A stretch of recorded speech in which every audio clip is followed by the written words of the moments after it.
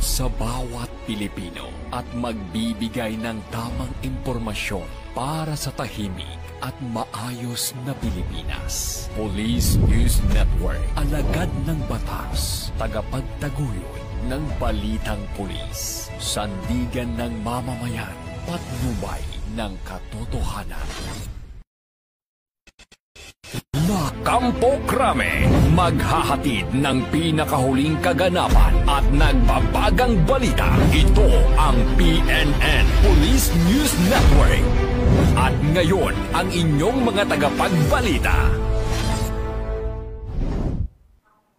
Magandang araw, bagong Pilipinas. Ako ang inyong alagad ng batas, tagataguyod ng Balitang Pulis, Patrolwoman Mary Grace Artizuela mula sa PNP Anti-Cybercrime Group. Maghahatid sa inyo ng tamang balita, kwento ng pulis at serbisyo para sa mamamayan. At ito ang PNP News Online. Ang pangunahing balita ng Police News Network, alagad ng batas, tagataguyod ng Balitang Pulis.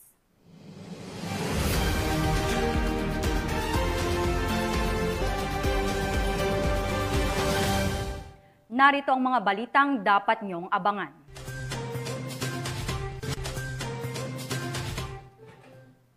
Suspect na hulihan ng 17 milyong pisong halaga ng shabu sa Mandaue City, Cebu.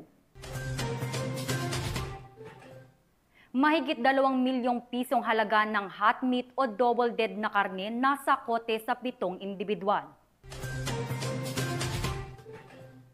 At 911 5-minute response, mas pinaigting trahedya na pigilan, suspect arestado.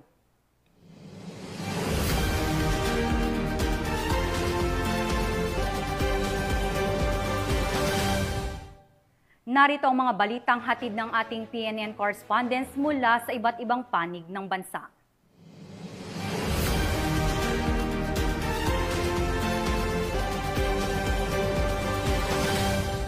Simulan natin ang balita mula sa bahagi ng Luzon.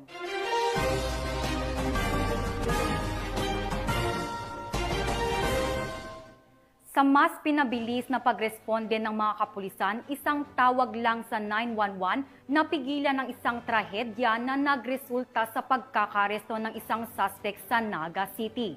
Ang buong detalye ng balita mula kay Police Corporal Charis Casasos.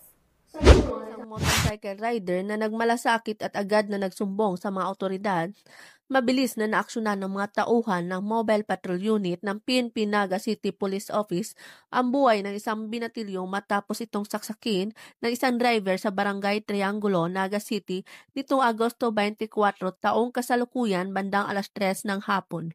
Nangyari ang insidente sa tapat ng isang kainan sa Diversion Road kung saan tinamaan sa dibdib ang biktima na si Mark, 27 anyos at residente ng Barangay Tabuco, Naga City.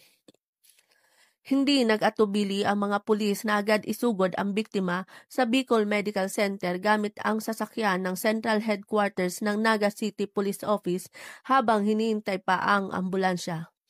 Ayon sa mga rumespondeng pulis, malubha ang tinamong sugat ng biktima na posibleng